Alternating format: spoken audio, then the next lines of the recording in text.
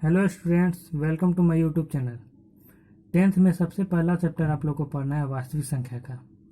तो आइए उसके बारे में थोड़ा डिटेल्स में जानते हैं। तो वास्तविक संख्या क्या होती है? तो रियल नंबर्स इसको इंग्लिश में बोलते हैं। परिमेय संख्या तथा अपरिमेय संख्याओं के सम्मिलित रूप को वास्तविक संख्या कहते हैं। एग्जाम्पल 0, 1, 2, -1, 1/2, -1/2, √2, √3 इत्यादि और भी बहुत सारी संख्याएं आ जाती है इसमें। तो इसमें चर्चा हुआ है परिमेय संख्या तथा अपरिमेय संख्या के बारे में। तो आइए उसके बारे में थोड़ा जानते हैं। परिमेय संख्या, जिसको इंग्लिश में रेशनल नंबर्स बोलते हैं, जो संख्याएं p/q के रूप में लिखी जा सकती है, जहां p तथा q एक पूर्णांक है तथा q ≠ 0 हो, तो वैसी संख्याएं परिमेय संख्या कहलाती है। जैसे 0, 1, 2, 1/2, 2/3, -6/8 और √16, √25। तो ये सब संख्याएं परिमेय संख्या कहलाती है। तो जीरो को p/q के रूप में लिखेंगे तो 0 बाई कुछ भी लिखेंगे तो 0 ही होता है। 1 भी परिमेय संख्या, 2 भी परिमेय संख्या है, यानी कि 2/1 लिख सकते हैं इसको p/q के फॉर्म में। ये सब भी परिमेय संख्या है। 2/3 है, ये भी परिमेय संख्या। लगभग जितने भी जो p/q के रूप में होते हैं संख्याएं, वो सभी परिमेय संख्या कहलाती है। और वैसी संख्याएं जो रूट में हो और जिसका पूर्णतः वर्गमूल निकले, वो भी संख्याएं परिमेय संख्या कहलाती है। जैसे √16, √25। तो 16 का वर्गमूल 4 होता है, 25 का वर्गमूल 5 होता है। तो रूट की सभी संख्या जिसका पूर्णतः वर्गमूल निकले सभी परिमेय संख्या होती है, ये जान गए। तो अब आते हैं अपरिमेय संख्या, जिसको इरेशनल नंबर्स बोलते हैं। वैसी संख्या जो p/q के रूप में नहीं लिखी जा सकती है, वैसी संख्या अपरिमेय संख्या कहलाती है। जैसे √2, √3, √5, √7 और पाई। और भी बहुत सारी संख्या है जो रूट में हो या देखते हैं इसमें। जैसे √2 है, इसका पूर्णतः वर्गमूल नहीं निकलेगा। √3, √5, √7 ये सब का पूर्णतः वर्गमूल नहीं निकलेगा। तो ये सब संख्याएं अपरिमेय संख्या कहलाती है। और एक पाई है। पाई भी क्या है? एक अपरिमेय संख्या है। पाई एक चिन्ह है, जो कि कभी कभी क्वेश्चन आता है कि पाई क्या है। तो पाई एक अपरिमेय संख्या है। अगर पाई का मान पूछे कि पाई का मान क्या होता है, तो पाई का मान 22/7 होता है, जो कि परिमेय संख्या है, जो कि p/q के रूप में है। लेकिन सिर्फ पाई अगर पूछे तो पाई एक अपरिमेय संख्या है, ध्यान रखिएगा। तो अब आते हैं पूर्णांक, जिसको इंटीजर्स बोलते हैं। धनात्मक प्राकृत संख्या, ऋणात्मक प्राकृत संख्या तथा शून्य के सम्मिलित रूप को पूर्णांक कहते हैं। इसमें जितने भी धनात्मक संख्याएं वो सब आ जाती है, ऋणात्मक संख्या वो आ जाती है तथा 0 भी आ जाती है। लगभग जितनी भी तरह की संख्याएं हैं पूर्णांक संख्या में आ जाती है, पूर्णांक में आ जाती है। तो अब आते हैं प्राकृत संख्या। गिनती की सभी संख्याएं प्राकृत संख्या होती है, 1, 2, 3, 4 जितना तक आप गिन सके।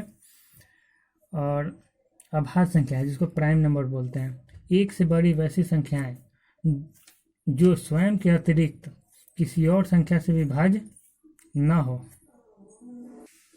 तो वैसी संख्याएं जो एक से बड़ी हो, जो एक तथा स्वयं के अतिरिक्त किसी और संख्या से विभाज्य न हो, वैसी संख्या अभाज्य संख्या कहलाती है। जैसे कि 2, 3, 5, 7, 11। जैसे 2 एक से भी विभाज्य है और उसके बाद स्वयं से विभाज्य है। इसके अतिरिक्त कोई नंबर से विभाज्य नहीं है। ऐसे 3 लेते हैं। 3 एक से विभाज्य है और उसके बाद कोई नंबर से नहीं, उसके बाद डायरेक्ट 3 से विभाज्य है। तो ऐसी संख्याएं क्या कहलाती है? अभाज्य संख्या कहलाती है। तो सबसे छोटी अभाज्य संख्या क्या है? 2। पूछता है क्वेश्चन, सबसे छोटी अभाज्य संख्या 2 है। और कौन सी ऐसी अभाज्य संख्या जो कि सम है? तो 2 ही एक ऐसी अभाज्य संख्या है जो कि सम है, बाकी सब क्या है? विषम है। तो आइए अब आते हैं भाज्य संख्या के बारे में। भाज्य संख्या, जिसको कंपोजिट नंबर बोलते हैं, वैसी संख्याएं जो एक तथा स्वयं के अतिरिक्त किसी और संख्या से विभाज्य हो, तो वैसी संख्याएं भाज्य संख्याएं कहलाती है। जैसे कि 4, 6, 8, 9, 10 इत्यादि।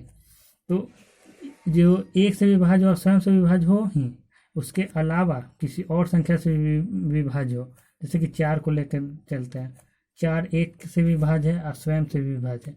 लेकिन 2 अब और कौन से पहाड़ा में आता है 2, तो 4 2 से भी विभाजित है। एक स्वयं के अलावा भी कोई नंबर है जो 2 उससे विभाज्य है, इसलिए 4 क्या है एक भाज्य संख्या है। ठीक है, तो ऐसे ही ये सबको भी हम लोग देखकर ऐसे प्रूव कर सकते हैं। तो सबसे छोटी भाज्य संख्या के बारे में पूछे तो 4, भाज्य संख्या 4 से ही स्टार्ट होता है, 4 6 8। और भाज्य संख्या सम संख्या भी हो सकता है और विषम संख्या भी हो सकता है, ये भी याद रखिएगा। तो अब आते हैं यूक्लिड विभाजन प्रमेयिका के बारे में।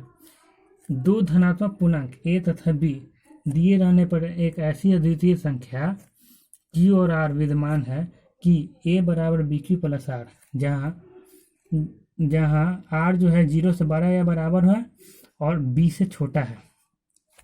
तो भाग देके जैसे a बराबर bq प्लस r, कोई भी संख्या में किसी से भाग देते हैं, मान ली कि 16 है, इसको हम 5 से भाग दिए, 3 15 1, तो ये शेषफल r उसको r बोलते हैं, भागफल को q बोलते हैं, और इसको क्या बोलते हैं भाज्य बोलते हैं, इसको a से सूचित करते हैं, और ये भाजक है, भाजक को b से सूचित करते हैं। तो भाज्य बराबर फॉर्मूला पर होंगे, भाज्य बराबर भाजक गुने भागफल प्लस शेष। तो भाज्य क्या है a बराबर भाजक कितना है b, भाजक गुने भागफल प्लस शेष। तो इसी को कहते हैं यूक्लिड विभाजन प्रमेयिका। तो यह कंडीशन है 0 r जो है ना 0 के बराबर हो या 0 से बड़ा हो सकता है। यहाँ जब पूरा कोई नंबर कट जाता है तो शेषफल 0 भी हो सकता है या 0 से बड़ा भी हो सकता है। ठीक है, लेकिन b से छोटा हो सकता है, b से छोटा होता है कभी भी, b से कभी भी r बड़ा नहीं होता है। तो देखिए यहाँ पर भी देख लीजिए b 5 है और ये शेषफल 1 है, तो शेषफल कभी भी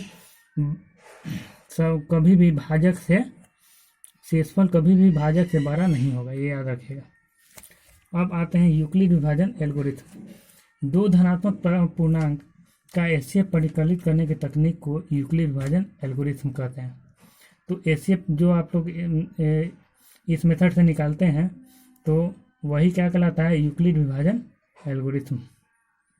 तो अब आई होप आप लोग को समझ में आया होगा। अब प्रश्नावली 1.1 को हल अगले वीडियो में करेंगे, तो कृपया वीडियो को लाइक करें, शेयर करें तथा चैनल को सब्सक्राइब करें। तब तक के लिए गुड बाय।